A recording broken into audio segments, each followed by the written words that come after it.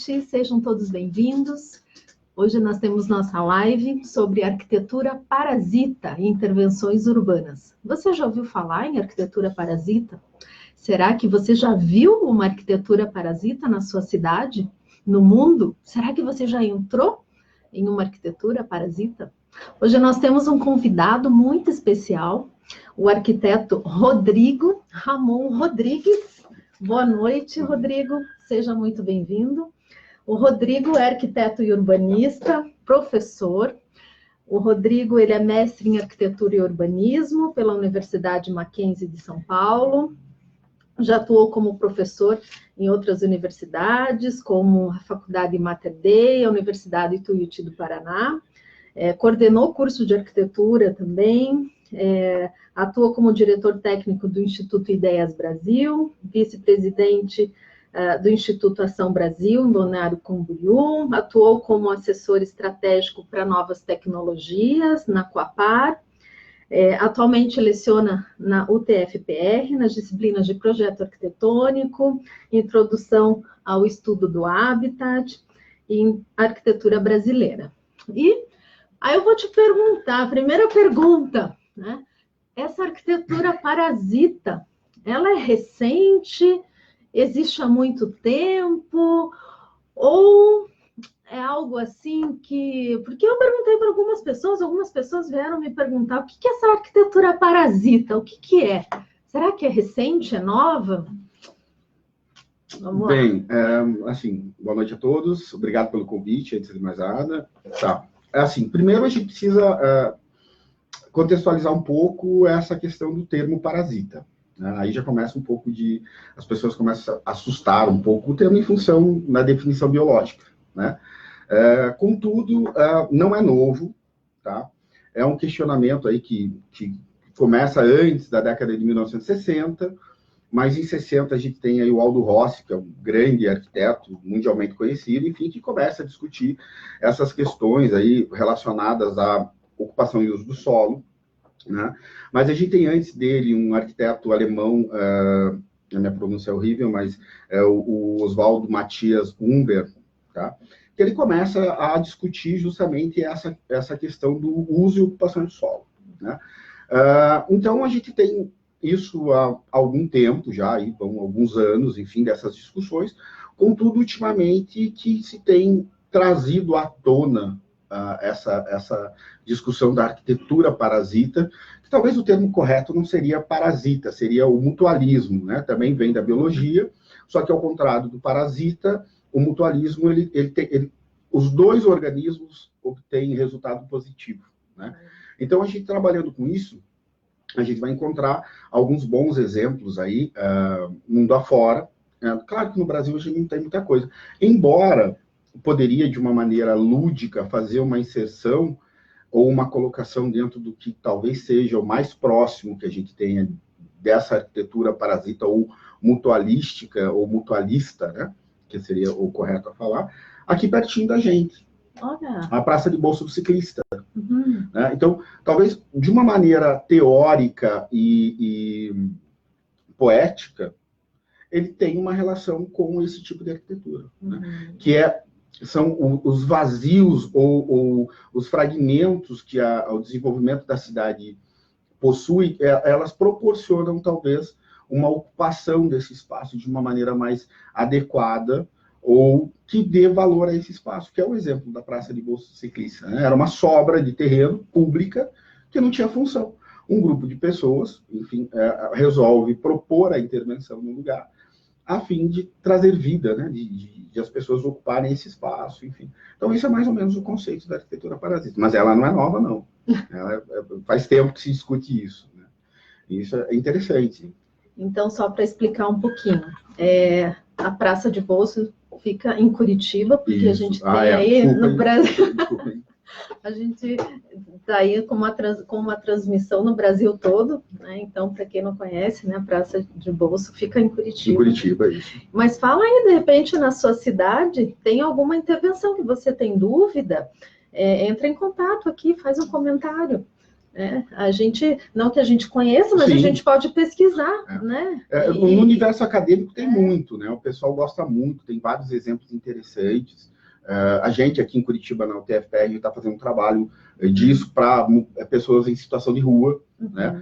Mundo afora, tem um exemplo muito legal em Londres, que é uma proposta, até um arquiteto, ele criou um instituto, uma organização para arrecadar fundos, para criar essas intervenções, enfim, para moradores em situação de rua. Ribeirão Preto tem um trabalho bacana, acadêmico. Eu sei que Brasil afora a gente tem o pessoal da São Gildas Tadeu, em São Paulo, tem também alguma coisa que pode chegar perto, né? E é muito interessante porque hoje, com as tecnologias, esse avanço da urbanização, mercado imobiliário, a gente vai reparar alguns vazios, né? Algumas falhas, rasgos locais. Então, pode existir em algum lugar, tranquilamente, uma determinada intervenção arquitetônica ou artística, né? Porque talvez o caráter atual da discussão sobre o tema, ele está muito mais ligado a uma provocação, né? A uma provocação, um questionamento de como a gente está usando a cidade, né? O espaço urbano, o nosso habitat, né? Como é que a gente está usando isso? As soluções, tem um viés social, tem um viés artístico, tem um exemplo em São Francisco, na Califórnia, de uma casinha que parece uma casinha de passarinho, colocada lá num determinado edifício, que o arquiteto projetou aquilo, fica uma luzinha acesa, teve um artista plástico que fez a sua intervenção, e aquilo dá a impressão que tem alguém lá dentro. Tá, então peraí, vamos lá. Para quem não entendeu o que é arquitetura parasita, vamos lá. Vamos. Então, vamos dar um exemplo. Certo. Tá? Então, temos uma fenda, Isso. Temos um edifício e um outro edifício vazio. Certo. Eu tenho um espaço vazio, esse é um exemplo, tá? Certo. Hipotético, Tá. Vamos lá. Eu tenho um edifício, um outro edifício que chega de um lado, um do outro, e eu tenho uma fenda, um espaço vazio. Ok. O fato de fazer uma intervenção construída, certo. Entre um e outro, mesmo que seja assim 50 centímetros, eu posso considerar uma arquitetura parasita? Pode. Até tem um exemplo, né, que é exatamente essa tua hipótese, que fica em Varsóvia, talvez seja o mais conhecido deles todos, né, que a gente encontra aí pela internet. Vamos colocar aqui, né? Como é que ela se chama? Eu nunca lembro o nome. Vou colocar aqui, olha só. Carent House, tá? Assim, Carent House, tá? Ela é uma obra de um arquiteto chamado Jacob, eu não sei falar o sobrenome dele, tá? Tem muita consoante no nome, enfim. Mas ele foi um projeto aí de, acho que se não me engano, 2012, que ele tem justamente esse aspecto que você usou como exemplo, Gisele, que é um espaço, uma fenda de 2 edificações, tá? Ele tem super estreito, ele chega a ter 42 centímetros em um determinado ponto, tá? E ele construiu uma edificação aí de cerca, se não me engano, de 40 metros quadrados, posso estar enganado, mas ele construiu uma residência. É uma residência. É uma residência, ele mora lá. Entre os 2 edifícios, nesse espaço, nessa fenda, nesse rasgo, ele construiu, é super interessante. E fica suspensa. Fica suspensa. Ele entra por baixo, assim, é muito legal, quem quiser pesquisar, dá uma olhada, é super bacana. Tem algumas questões, até a gente estava conversando sobre isso, né? Os aspectos legais desse tipo de intervenção, enfim. Eu gosto de brincar muito e falar sobre esse tema, dizendo que são joias na cidade. Né? É muito mais sobre, assim, um enfeite, né? A gente vai colocar uma joia, um brinco, alguma coisa ali, enfim, justamente com esse caráter provocador. Né? Talvez algumas pessoas não... Porque se todo mundo começar a fazer isso, né? Aí complica, né?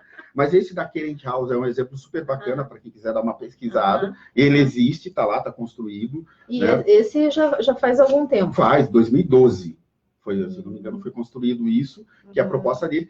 Tem uma outra intervenção interessantíssima em relação à provocação, que é em Valência, tá? Que é o de um arquiteto espanhol, claro, né? Valência, enfim, que ele fez um mini escritório, um viaduto. Interessante. Um viaduto. Ele foi lá e fez uma inserção. Deixa eu falar. Esse, para quem acompanhou os stories do Insta, é esse que eu coloquei hoje, chamando o pessoal, coloquei lá. Adivinha o que era? Adivinha. Será que era um bar? Será que era... Então é esse. Fala um pouquinho sobre esse, professor. Então, esse é o Fernando Abalenas, tá? Ele fez uma inserção, então, num viaduto, embaixo de um viaduto, ele foi lá e construiu com chapa de ferro, enfim, um mini escritório, tá? E ele trabalha lá, né? Ele vai lá nesse espaço que está lá vazio, não é de ninguém, é público, enfim. E ele construiu até com uma certa provocação. O grande lance, eu acho que o grande ponto importante ou legal de se discutir sobre a arquitetura parasita ou mutualismo na arquitetura é justamente esse caráter provocativo da apropriação do espaço urbano, né? Então, esse exemplo de Valência, ele é muito legal, né? Que ele não teve uma intenção de criar algo novo, enfim, mas sim, até ele se refere como se fosse uma brincadeira de criança, né? De ter aquele espaço local para não ser incomodado, então ele para se esconder, enfim, e ele acha esse lugar nesse viaduto em Valência e constrói o seu mini escritório, que ele vai lá, busca energia, enfim, e trabalha lá, é super interessante, né? Novamente é Fernando Abalenas, tá? Quem quiser dar uma procurada, é super bacana a proposta dele, né? E super bacana essas questões de intervenção e trazer esse questionamento de como a gente se apropria do espaço, ou como a gente está apropriando o espaço, como que a gente vai construir as novas cidades, que caminhos a gente vai tomar, né? A questão do pessoal em situação de rua é super interessante, tal, tem grandes e bons exemplos a serem seguidos, e a gente entra um pouco também na questão tecnológica, né? Que é pregar ou colocar, daí que vem a história da joia, né? Que é colocar algo em uma determinada estrutura, né? Aí tem exemplos, estudos, a grande maioria das propostas são propostas de estudo, né? Ainda não tão viáveis, porque a gente não tem uma legislação ainda que possa nos orientar sobre isso. Talvez o que possa estar mais próximo disso aqui no Brasil seriam as questões voltadas a potenciais construtivos, né? A gente pode se apropriar e vem alguns exemplos interessantes mundo afora de edificações de interesse de preservação, onde a gente coloca inserções, talvez a gente possa, de uma maneira lúdica, usar alguns exemplos, Brasil afora, de inserções ou construções que tenham uma construção de interesse de preservação e um anexo fora colocado lá, enfim. Também não vamos entrar em mérito de questão de discussão de qualidade arquitetônica, de beleza, de estética, enfim. Mas é interessante para um questionamento, né, para uma discussão. Eu acho que talvez justamente essa questão de intervenção urbana, quando a gente fala de intervenção, é o buscar com que as pessoas possam um olhar diferente sobre a cidade, né? Aquilo que você falou, né? Da joia, do olhar diferenciado. Se preocupar com esse espaço, né? O que a gente está fazendo com esse espaço? Sobre diferentes aspectos, né? Com relação à sustentabilidade, com relação à inclusão social, com relação à tecnologia, com relação à própria legislação, porque o fato de você mudar o olhar, do fazer refletir. Sim. Quantas vezes a gente anda pela cidade, anda e não vê. E não vê, né? Ou de repente isso bate na nossa cara ou nos nossos pés, né? Hoje é bacana a gente conversar sobre essa questão do urbano, desses preenchimentos urbanos, né? Brasil afora está se discutindo muito sobre as questões de mobilidade urbana, né? E a gente está deixando um pouco de lado justamente a edificação, a qualidade do espaço, né? Qual vai ser o espaço no futuro? Como que as coisas vão acontecer, né? Um exemplo de sustentabilidade é bem legal a gente falar sobre um projeto que é o Parasite, né? Que é holandês, que foi feito numa antiga fábrica abandonada, enfim, que eles foram lá e construíram um núcleo cultural lá em cima com madeira de reflorestamento, com todo o viés de sustentabilidade, justamente para causar esse impacto e essa discussão sobre esse meio. Como é que a gente está usando o espaço, né? O que é possível fazer? E tem o 3D Box, que fica em Paris, eu não sei precisar exatamente em qual local de Paris, que é uma proposta de um escritório de arquitetura, aonde eles propõem, então, que o proprietário da edificação, ele ceda o espaço ou a edificação para que se construa habitação, enfim, alguma coisa nesse sentido. Aqui, né? Para o pessoal aqui. Isso, vamos pegar aqui. Vamos pegar aqui para anotar para o pessoal aqui, né, pesquisando, porque o negócio é assim, bem interativo. Enfim, né? Esse pessoal, ele tá propondo isso, que talvez logo surge uma legislação ou algo dentro desse viés, né, dessa discussão do tema, que é relacionado, por exemplo, ao alto custo do terreno, do lote, né, da área urbana. Então, a proposta deles é que o proprietário ceda um espaço para que se construa algo que vai chegar em torno aí de 40% do valor do que seria um lote, né, uma fração de terra para que se construa uma casa. Então, a gente tem isso. Falar disso no Brasil é um pouco estranho, porque a gente tem muita área, mas é interessante falar isso, né? Porque os grandes centros, né, a grande parcela da sociedade brasileira está nas grandes cidades, né? Estão nas grandes cidades. E como estão as grandes cidades? Né? Essas falhas urbanas, esses pequenos espaços perdidos por aí, como é que a gente está usando isso? Né? Por trás disso tem o caráter social, o caráter do custo, do melhor uso do solo, né? E essa discussão é uma discussão bastante antiga. Né? Mas essa provocação, esse estado da arte, da arquitetura parasita ou da arquitetura mutualística, ela é interessante, né? Porque são novas propostas, novas formas de se enxergar o espaço urbano. Né? Como é que isso vai acontecer? Qual o caminho que a gente está seguindo? Né? Como é que a legislação vai, num universo hoje todo tecnológico, onde as soluções de todos os problemas, talvez urbanos, claro, guardadas as devidas proporções e a licença poética que me cabe, hoje as soluções estão no smartphone, no aplicativo. E o espaço? Como é que vai ser esse espaço? Né? Como que a gente vai morar? Para onde a gente está indo? Né?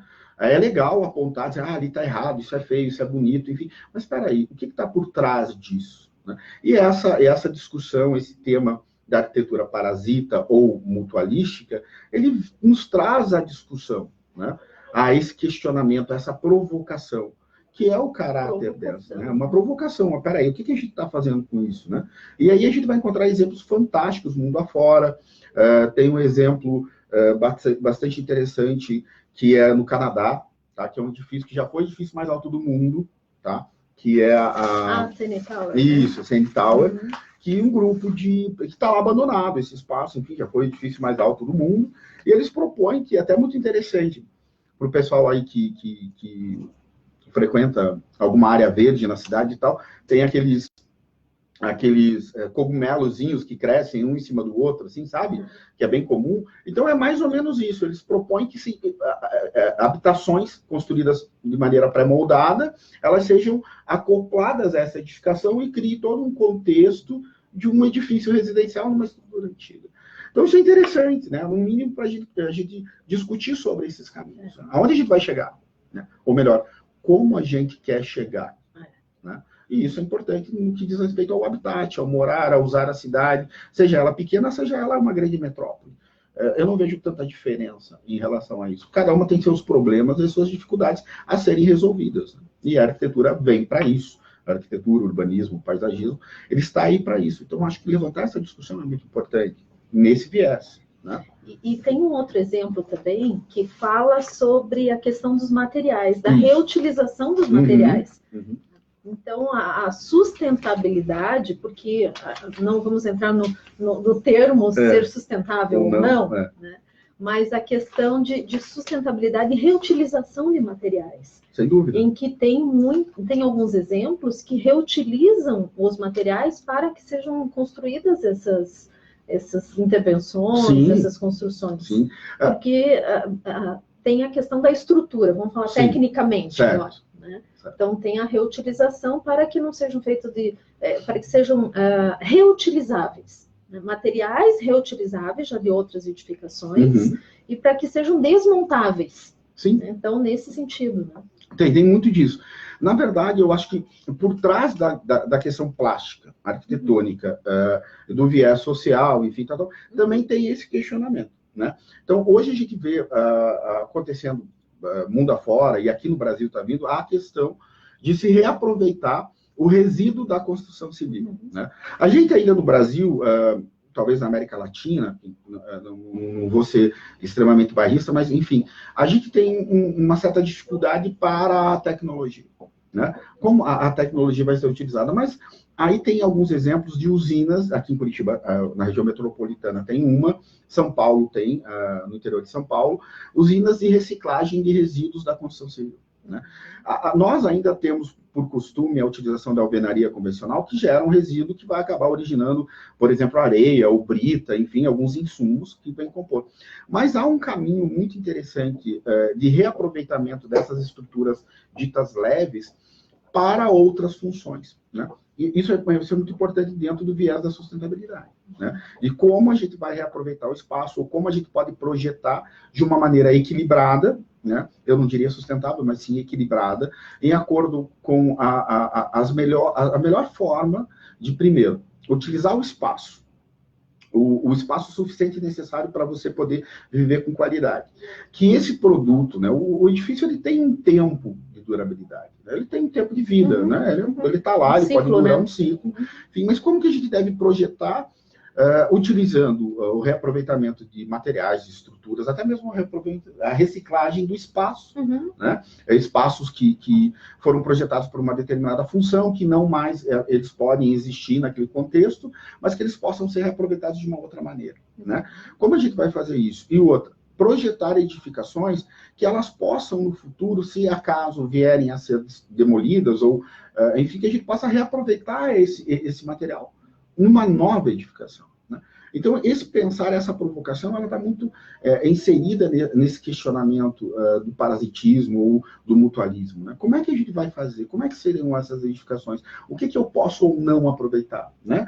Se discute sobre o plástico. Será que o plástico é o caminho? A madeira de reflorestamento? Como que é isso, né? E como a arquitetura responde a isso, né? Ela responde com um bom projeto, com questões de aproveitamento da água da chuva, as cisternas, as questões solares, né? A energia solar, a energia dos ventos. Como é que a gente vai propor isso? E, de repente, a arquitetura parasita em relação aos grandes edifícios da cidade, elas podem responder isso de uma maneira legal, né? Posso criar uma edificação lá em cima que vai gerar energia para o prédio, né, para a edificação como um todo, ou para a cidade. Olha que ideia fantástica. Dá para discutir.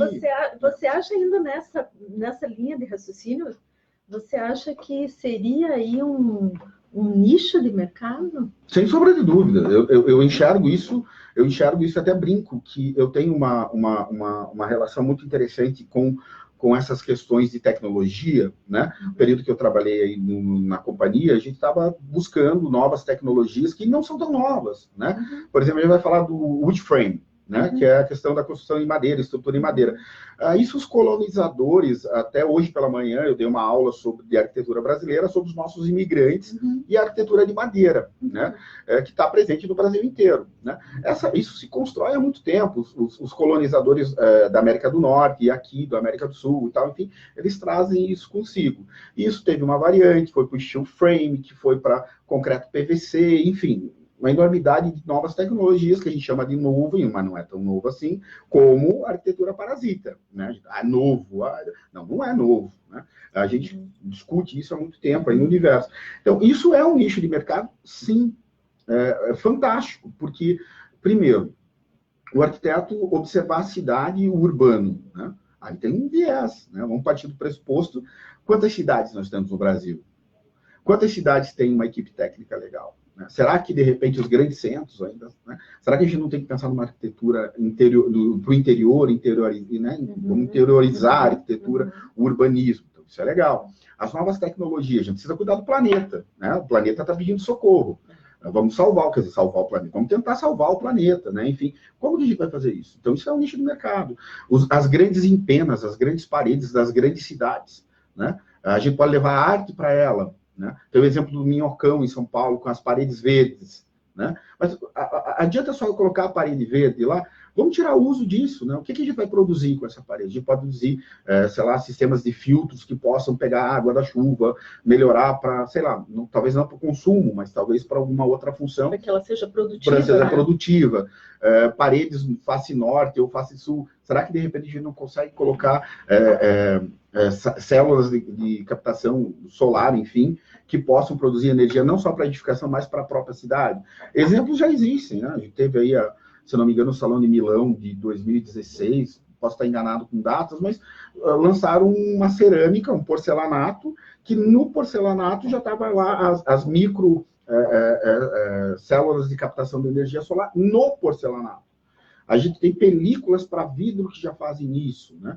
Olhando, se a gente olhar aí Brasil afora, os postes com as plaquinhas solares, como é que a gente vai trazer isso, né? Então, acho que a discussão vai um pouquinho além do verde, né? A gente precisa perceber essas tecnologias, né? O vento, a energia eólica. Por que a gente não aproveita isso de uma maneira coerente?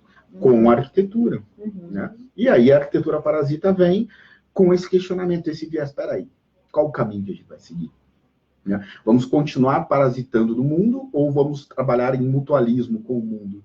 Né? E a arquitetura está aí para responder isso, para todo mundo responder isso. Vamos ver o que acontece. E nós abordamos um pouco, permeamos um pouco o assunto da legislação, né? Da questão da propriedade. Sim. Essa questão de ocupar esses vazios,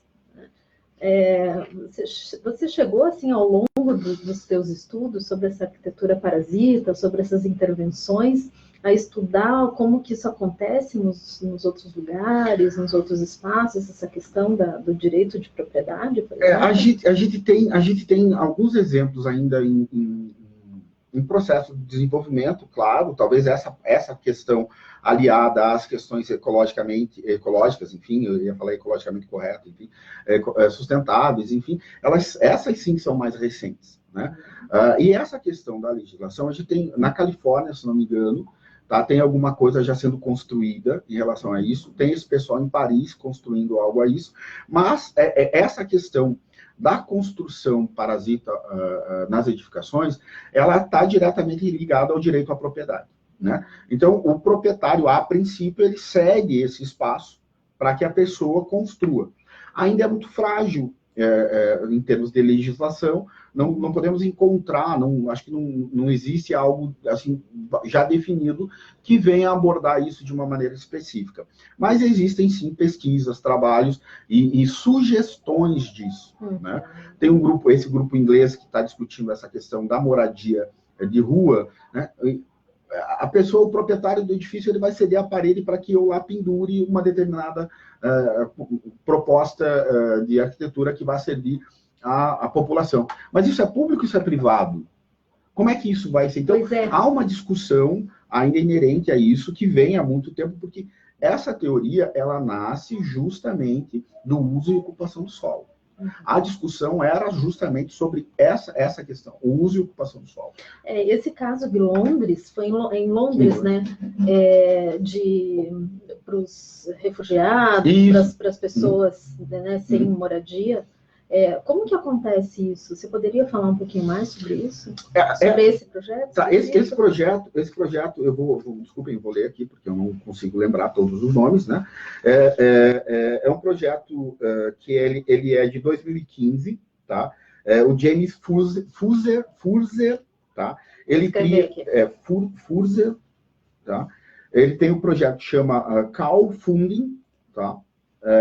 Onde ele está propondo isso, né, para abrigos temporários, né, que seriam casas para sem teto, enfim, ou pessoas em situação de risco de rua, aonde esses módulos que ele propõe, até na internet, vocês pesquisando, vocês vão ver algumas imagens tridimensionais, virtuais, dessa intenção da proposta dele, que ainda não viabilizou, porque ele cria esse fundo para buscar recursos, para efetivamente construir isso, mas seriam geridos por instituições, né, aos moldes aí, talvez, da ação social que a gente tem no Brasil, né, das secretarias relacionadas a isso, onde essas construções, elas, além de estarem ali em determinado local temporariamente, elas possam sair desse local e ir para outro lugar, né, através de, acredito eu, né, gerida pelo poder público, que teria horário, que teria período, provavelmente a intenção é a elaboração de um cadastro, enfim, né, que tem um viés social para que se resolva esse problema no futuro, né? Porque tem também uma questão bastante interessante, que é o pertencimento da pessoa ao local, né? Aí a gente vai buscar a Jenny Jacobs, querida, para quem quiser se interessar, tem um livro chamado Morte e Vida das Grandes Cidades da América do Norte, que é fantástico, né? Que fala sobre a cidade como organismo vivo, né? E essa intenção, essa preocupação do pertencimento da pessoa àquele lugar, né? Que é comum no Brasil, a gente vê aí esses grandes essas grandes intervenções públicas de loteamentos de interesse social, enfim, que muitas vezes a gente acaba se questionando, será que isso está certo, será que isso está errado, né? Porque justamente esse lado, esse viés humano, né, da pessoa, seu vizinho, né, tô doente, vou lá, peço um remedinho, ou acabou o açúcar, você bate lá na porta, conhece a vizinha, é tio, primo, irmão, parente, padrinho, toda essa questão cultural do dia a dia, né, como que acontece, e de repente essas questões estão um pouco sendo deixadas de lado.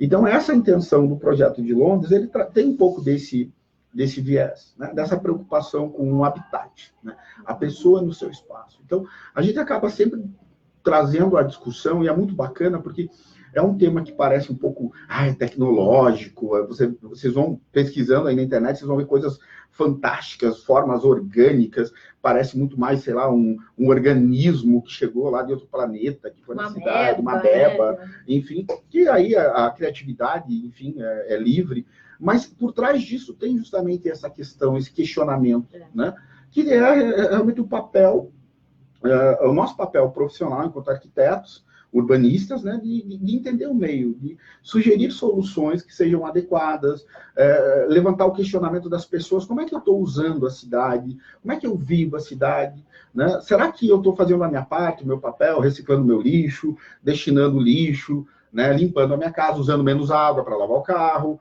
né? Eu estou plantando uma árvore, eu não estou plantando uma árvore, né? Então, todo esse aspecto, como é que eu me relaciono com as pessoas na cidade, né? Eu brinco muito que a gente tem, aí vem da semiótica e tal, que o mundo que eu vejo você não vê, né? Por exemplo, nós somos nós dois aqui e tal, vivendo um momento específico, mas eu estou enxergando de um jeito, você de outro, as pessoas estão ali de outra maneira. E como é que a gente muda esse meio, né? A gente tem vários mundos, né? Isso é legal levantar esse questionamento, né? Como é que eu encaro o meu mundo, minha relação com o meu universo próximo, comigo mesmo, com as pessoas que eu convivo no trabalho, na escola, na faculdade, enfim, na cidade. Né? E isso muda o tempo todo, né? Totalmente. Como nós estamos vivendo Sim. aqui, a minha verdade, a sua verdade, Sim. e a verdade amanhã vai mudar, porque Totalmente. Nós evoluímos. Sem dúvida. E o tempo está girando, né? O tempo cronológico, lá do Cronos, está girando, mas tem um outro tempo, né? Que é a quarta dimensão, né?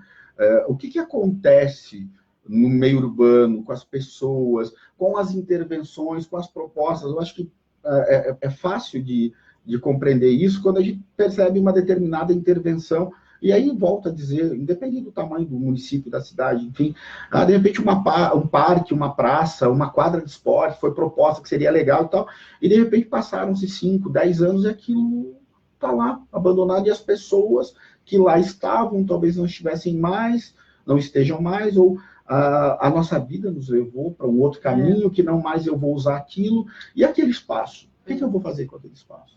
Né? Como é que isso acontece? Então, essas reflexões são importantes. Então, entender a cidade como um organismo vivo é interessante. Né? Tem os que discordam, mas ok. Esse que é o bacana, né? De a gente poder discutir, levar essas ideias à frente. Né? Mas como que a gente usa a cidade? Como que a gente usa o espaço? Como que eu uso o meu quarto? Como que eu uso a sala? Como é que o meu ambiente de trabalho? Né? Como é que hoje está tudo tão muito, né, voltado aí a esses pequenos órgãos acoplados ao organismo, chamados celulares, enfim, que estão tirando essa relação com as pessoas. Né? A gente está aberto ao mundo, a tudo. E, de repente, a gente está fechado numa telinha pequenininha e não percebe esse tempo, esse espaço, os lugares, a beleza, observar, enfim. Né? E a gente acaba sendo parasita de nós mesmos. Justo, perfeito, excelente definição, parasita de nós mesmos. Né? E como é que a gente vai tratar isso? E como a arquitetura e o urbanismo vão tratar isso? Mas antes de eu pedir para você fazer um fechamento, vai pensando aí, quero agradecer aqui a participação, a Alessia, querida. A Alessia comentou, gosta muito aqui do projeto de Londres, do Sem Teto, realmente é onde estabelecemos uma dinâmica com a cidade. Reginaldo, Caroline, Helenice, bacana, bem-vinda. Zita também, Alcione, Juliane, Gleuberto, todo mundo aqui que participou, que esteve conosco. Muito obrigada pela participação de todos. Se tiverem mais algum comentário, continuem comentando, porque a live vai ficar aqui disponível para vocês e para todos os outros que entrarem também. Então, professor, palavras finais. Estamos finalizando essa nossa live de hoje. Já se sinta convidado para as próximas. Vamos lá, estamos à disposição. Bem, eu só posso agradecer, Gisele, foi bacana. Também tenho que agradecer o professor Gilson, né, que é o nosso como é que podemos chamá-lo?